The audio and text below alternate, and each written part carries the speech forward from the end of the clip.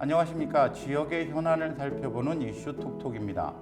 최근 전남 광주 통합을 계기로 지역산업 지형에 큰 변화가 예고되고 있습니다. 특히 인공지능, 전기차, 우주항공, 국방산업의 핵심 기반으로 꼽히는 반도체 산업이 새로운 성장 동력으로 주목받고 있는데요. 그 중에서도 오늘은 고온 환경에서 강점을 갖는 화합물 반도체에 주목해 보겠습니다. 국립목포대 화합물 반도체 센터를 중심으로 전남 광주가 반도체 산업의 새로운 거점으로 성장할 수 있을지, 그리고 지역 청년과 기업에는 어떤 기회가 열릴지 살펴보겠습니다. 화합물 반도체 센터 전희석 총괄 운영위원장 모셨습니다. 위원장님 안녕하십니까? 네, 안녕하십니까? 네. 최근 전남 광주 통합을 계기로 반도체 산업이 지역의 미래 전략 산업으로 거론되고 있습니다. 위원장님께서는 현재 이 흐름을 어떻게 보고 계십니까? 네, 사실 광주 전남이 통합이 되면서 그 정부 쪽에서도 그렇고 많은 도움을 또 주변에서 많은 도움을 주셔가지고 사실 반도체 산업이 지금 이제 본격적으로 잉태될 거라고 지금 되고 있는 상황이라고 판단이 됩니다. 네. 이제 작년에 이제 대통령께서 사실 전체 이제 전 국민 대상으로 AI 시대 반도체 산업 전략이라고 하는 그런 이제 반도체 관련돼 있는 산업에 대한 중대한 여러 가지 이제 그 길들을 이제 말씀해 주셨습니다. 이제 어떤 과정으로 진행할 거다. 산자부 장관님도 모셔가지고 얘기를 대국민 대담 형식으로 말씀을 해주셨는데 그때 이제 남부 벨트라는 말씀을 좀 해주시면서 광주 쪽에서는 광주 전남 쪽에서는 패키징 관련한 부분들을 매우 이제 집중적으로 육성하겠다라는 말씀을 공식화하셨었어요.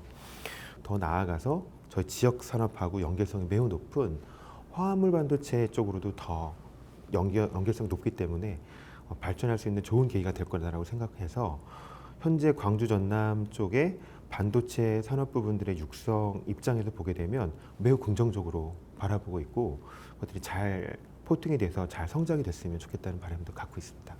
네. 일반 시청자분들께서는 반도체라고 하면 삼성전자나 SK 하이닉스의 메모리 반도체 또는 실리콘 반도체를 먼저 떠올리게 됩니다. 그런데 오늘의 핵심은 화합물 반도체입니다. 화합물 반도체가 기존 실리콘 반도체와 어떤 차이가 있는지, 예. 그리고 화합물 반도체가 무엇인지 쉽게 설명 부탁드리겠습니다. 예, 사실 화합물 반도체라고 하는 그 이름 자체에서 저희가 화합물 반도체가 실리콘 반도체하고 다른 부분들을 저희가 쉽게 알 수가 있습니다. 화합물이라는 것은 이제 2개 이상의 원자가 결합된 형태를 보통 화합물이라고 합니다. 근데 저희가 알고 있는 이제 삼성이나 하이닉스 또 대부분 많은 반도체들이 실리콘 하나의 원자로 구성되어 있는 재료들을 활용을 하고 있습니다. 그래서 사실은 이제 그냥 일반적으로 봤을 때 반도체라고 하면 그냥 실리콘 중심이다라고 보시면 되겠습니다. 근데 다만 이제 실리콘 재료로 만들었을 때 그 반도체가 가지고 있는 한계성이 좀 있습니다. 예를 들면 고온이라든지 또는 고압 또는 빨리 동작하는 부분이라든지 또는 큰 전력, 큰 에너지를 처리하는 부분에 대해서는 아무래도 화합물 반도체에 비해서 성능이 떨어집니다.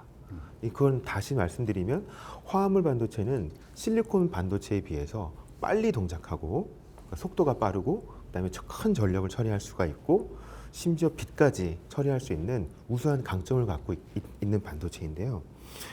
결론적으로 말씀드리면은 이제 아리백 산단과 연결될 수 있는 데이터 센터에 지을 때 이제 고전력 반도체가 많이 쓰인다. 화합물 쪽에. 그다음에 전기차라든지 또는 이제 항공 우주 국방 쪽 인공위성을 포함한 그런 쪽에 대부분 이제 또 극단적인 이제 환경에서도 우수한 성능을 보이는 화합물 반도체가 주로 많이 쓰겠다 이렇게 보실 수 있겠습니다. 네. 화합물 반도체가 AI, 전기차, 우주항공, 국방산업과 연결되면서 중요성이 커지고 있습니다. 구체적으로 어떤 산업에서 어떻게 쓰이고 있습니까? 예. 크게 화합물 반도체가 사용되는 영역은 대표적으로 한 4가지 정도로 꼽을 수가 있겠습니다.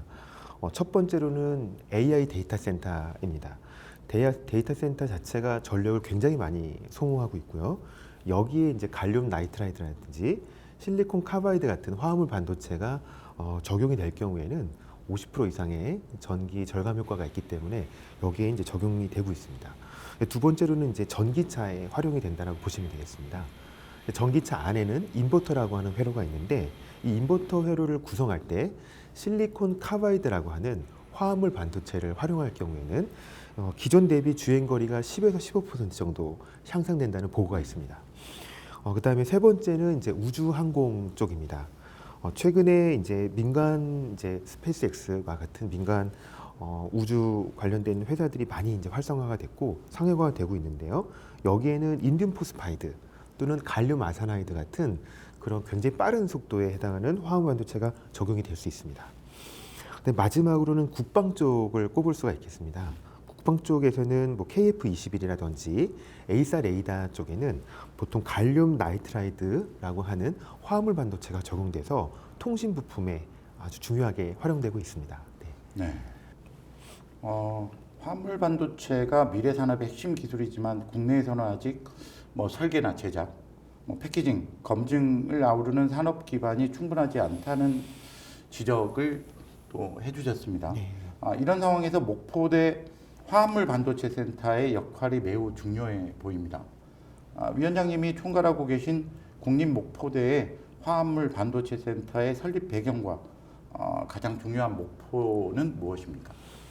네, 일단 저희 화합물 반도체 센터는 2023년도에 설립이 됐습니다. 전라남도하고 무안군에서 출자를 해주셔가지고 누적 이제 금액이 이제 36억을 가지고 저희가 예산을 가지고 운영을 하게 됐습니다. 순수한 전라남도에서 이제 출자한 금액을 가지고 지방비를 가지고 운영했다는 의미에서 굉장히 큰 의미를 갖겠습니다.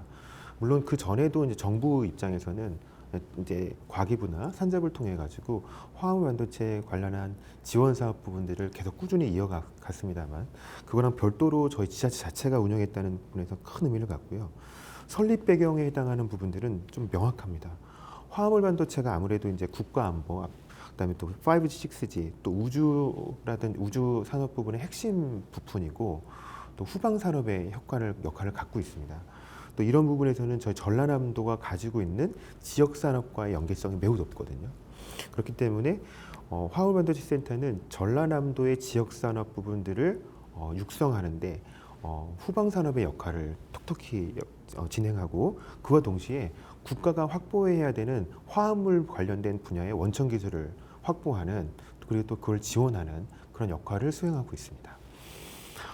저희 센터의 목표는 아무래도 국내 최초로 화합물 반도체 센터가 설립이 됐다 보니 어떻게든지 화합물 관련돼 있는 실질적인 기술 부분들을 확보하는 것이 목표입니다. 실질적인 부분들을 확보하기 위해서는 저희가 MPW라고 하는 그런 부분들을 도입을 하게 된 것이고요. 두 번째로는 겐게스 또 인디움 포스파이드 같은 차세대 또는 지금 현재 활용되고 앞으로도 활용될 가능성이 높은 그런 화합물 반도체를 기반으로 한 설계 자산을 또 확보하는 것이 두 번째 목표가 되겠습니다. 조금 전에 말씀하신 것처럼 센터가 국내 최초 수준의 화합물 반도체 MPW 사업을 추진해서 주목을 좀 받고 있습니다. 멀티 프로젝트 웨이퍼 서비스가 무엇이고 왜 중요한 사업인지 설명을 좀 해주십시오. 예, 보통 이제 우리 사회자님께서 말씀하셨던 멀티 프로젝트 웨이퍼를 약자로 줄여보면 MPW라고 부릅니다. 저희가 보통 저희가 이제 반도체 하나를 개발을 할 때 가장 많이 들어가는 금액이 있습니다. 이 반도체 하나를 개발을 할 때는 설계도 해야 되고 어떻게 설계를 하고 그다음에 설계한 거를 보통 이 설계만 하는 회사를 팹리스나 또 디자인하우스라고 하는데요. 디자인하우스가 설계를 하고 그거를 파운드리라고 하는 회사가 그걸 제조만 합니다. 그리고 제조한 거를 웨이퍼 형식으로 만드는 제조 회사 그 웨이퍼를 후공정 업체, 엠코 같은 후공정 업체가 그거를 잘 잘라서 패키징화 해가지고 이제 팔게 되죠. 크게 이제 세 단계로 구성이 됩니다. 근데 여기서 이제 가장 큰 금액을 차지하는 부분들이 어떤 거냐면 이 제조 단계, 웨이퍼 형식으로 설계한 부분들을 제조하는 이 단계에서 금액이 아무래도 좀 많이 들어갑니다. 이 제조 금액이 비싼 부분에서는 금액을 좀 살펴보자고 하면 웨이퍼 하나당 개발을 할 때 초기 개발 비용 NR이라고 하는데요. 이 NR이 입장에서는 보통 한 1억에서 2억, 그러니까 수억 원대에 해당하는 금액이 들죠. 그런 입장에서는 그런 거를 이제 연구하시는 대학에 계신 이제 교수님들이나 아니면 이제 막 이제 자본이 이제 좀 충분치 않은 이제 중소기업들 또는 벤처들 같은 경우에는 기업도 마찬가지입니다만 그런 입장에서 큰 부담이 됩니다. 개발 비용에. 그래서 MPW 같은 거는 어떤 거냐면은 이 웨이퍼 하나에 여러 가지 디자인 부분들을 같이 공동으로 넣게 해서 웨이퍼 하나를 많은 디자인에 최대한 들어가서 다양한 반도체들이 좀 적은 숫자지만 많이 나올 수 있게끔 다양한 반도체가 많이 적용돼서 나올 수 있게끔 그렇게 하는 겁니다. 그래서 원래는 웨이퍼 하나를 할 때는 동일한 제품들이 많이 나오게 찍혀서 많이 나오게 돼 있거든요. 그렇기 때문에 웨이퍼 한 장당 만드는 금액이 비싸지만 그 단가가 떨어지게 되는 것이죠. 그러나 이제 MPW 같은 경우에는 많은 디자인들을 넣고 개수를 줄여서 한 개의 다양한 이제 제품들을 매우 낮게끔 10분의 1 또는 뭐 몇십 분의 1 가격으로 가격을 개발 비용 자체를 줄이는 그런 이제 과정이라고 보시면 되겠습니다. 시제품 제작 방법이라고 보시면 되겠습니다. 센터가 단순 연구 기관을 넘어서 기업 맞춤 채용 연계형 프로그램을 운영하고 있습니다. 어떤 방식으로 교육하고 있는지 실제 성과는 어떻습니까? 저희 센터가 1년에 아까 총 3년에 걸쳐서 한 800에서 한 1000명 가까이 교육생을 이제 배출하고 있습니다. 전문 인력 배출하고 있는데 그 중에서도 저희가 채용 연계형 프로그램을 어떻게 보면 연구소 센터 입장에서는 처음으로 진행을 하고 있습니다. 왜냐하면 그 대학에서는 기본적으로 가르치고 또 전달해야 되는 지식 자체가 아무래도 많고 폭넓기 때문에 그런 취업이라든지 어떤 전문화된 회사들에서 필요한 니드들을 다 빠르게 대응할 수는 없습니다. 물론 대학 자체적으로 취업지원센터라든지 다양한 형태의 취업을 장려하는 기관들이 있어서 중간에 그런 이제 대학에서 일반적으로 가리키는 스펙트럼 넓은 부분들을 조금 더 실무에 가깝게 연계해주는 프로그램들도 운영하고 있는데요. 그럼에도 불구하고 아무래도 반도체 관련되어 있는 전문적인 영역 부분에서는 한계성을 가지고 있습니다. 저희가 이제 전라남도에서 만들어진 이제 센터다 보니 지역의 직접적인 역할을 수행해야 되고 직접적으로 도움이 돼야 되고 그게 반드시 취업으로 잘 이어져야 된다고 생각을 하고 있습니다. 그래서 채용을 연계형 프로그램이라고 하는 것은 단순하게 그냥 교육을 해가지고 끝내는 것이 아니라 수요 맞춤형 프로그램이라고 보면 되겠습니다. 즉 기업이 어떠한 인력들이 필요하고 몇 명이 필요하고 어떤 지식을 가지고 있는 또는 실무 지식을 갖고 있는 인력들이 필요하다라고 하는 것을 미리 저희가 사전에 TO를 받고 그런 니드를 다 센터가 다 조사를 하고 거기에 맞춰서 교육 프로그램을 만듭니다. 그리고 교육 프로그램을 만든 걸 기반으로 회사한테 확인을 받고 각 대학을 통해서 전라남도나 인근 대학을 통해서 학생들을 추천받아서 그걸 수행할 수 있는 학생들을 저희가 선발하고 또 기업하고 같이 선발하고 그래서 저희 센터에서 선발된 인력을 확증된 기업하고도 같이 선발된 인력을 저희 센터에서 집중적으로 교육을 시키고 있습니다. 그렇게 하다가 보니 이미 교육을 받을 때는 기업이 이미 취업이 거의 다 된 상태라고 볼 수 있겠습니다.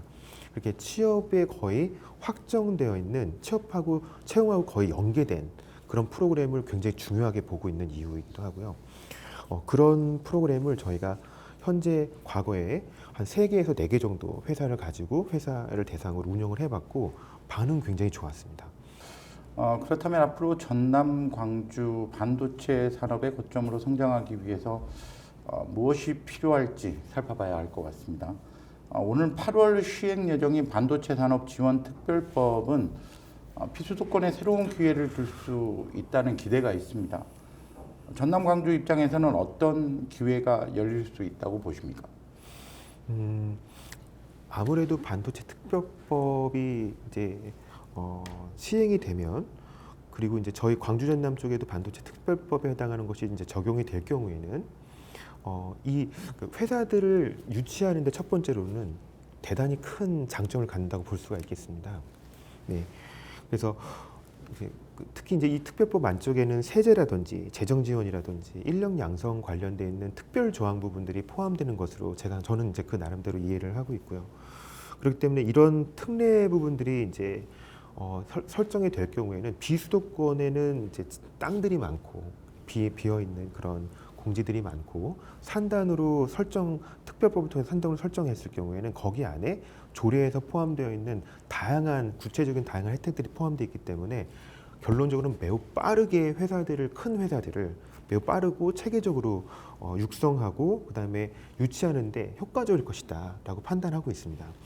그래서 8월달에 개인적으로는 지정하는 예정된 반도체 특별법은 저희 광주 전남 저희가 이제 전국에서는 처음으로 통합특별시가 됐으니까요. 저희 특별시에는 굉장히 큰 기회가 될 것이라고 보고 있고 매우 긍정적으로 저희가 이제 회사들을 유치하는 데 있어서 특히 대기업을 유치하는 데 있어서 이제 크게 좋은 효과들을 가질 것이라고 생각을 합니다. 광주는 AI 산업과 연구개발 인프라가 강점입니다. 전남은 산업용지나 에너지, 항만물류 기반이 강점이고요. 이 두 가지의 강점이 결합된다면 반도체 기업 입장에서 충분한 경쟁력을 가질 수 있다고 보십니까? 네, 저는 경쟁력을 가지고 있다고 생각을 합니다. 물론 이제 앞서 이제 사회자분께서 말씀해 주셨던 뭐 특별법이라든지 이제 비수도권 관련돼 있는 정부에서의 지원 의지 또는 통합시에서의 회사가 내려왔을 때에 회사를 유치하기 위한 여러 가지 구체적인 부분들 같이 결합이 돼야 되는 것만은 이제 분명합니다만은 광주가 기존적으로 갖고 있는 AI 생태계가 있습니다.